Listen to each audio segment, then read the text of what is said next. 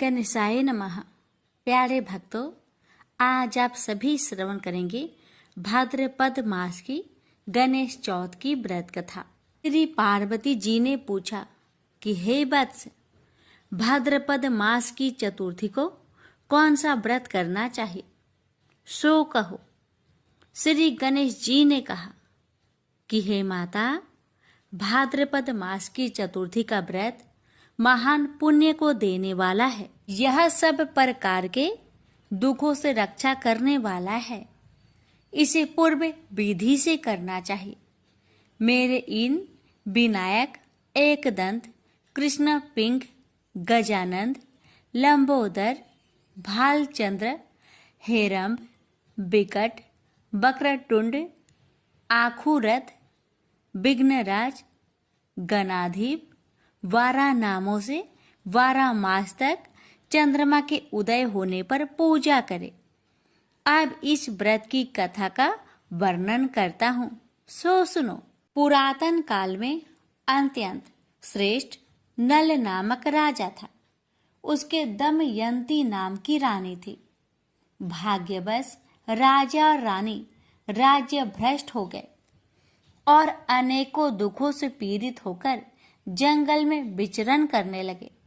दुख के कारण एक दिन राजा नल अपनी रानी दमयंती को अकेले में सोते छोड़कर चले गए। तब दमयंती ने इस व्रत को किया, जिससे उसे पुनः राजा नल प्राप्त हो गए। पार्वती जी ने पूछा कि हे पुत्र, रानी दमयंती ने इस व्रत को किस विधि से किया, सो कहो।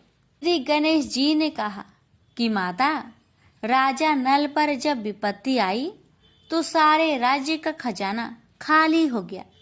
राजा ने जुए में सब खो दिया। हाथी घोड़े सब छीन गए। तब राजा नल और दमयंती असहाय अवस्था को प्राप्त होकर जंगल को चले गए।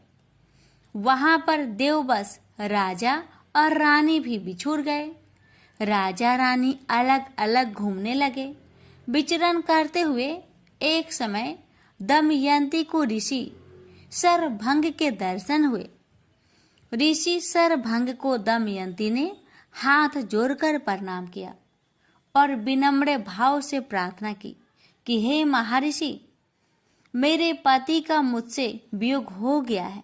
मैं अपने पति से पुनः किस प्रकार मिल सकूं, ऐसा कोई उपाय बताए।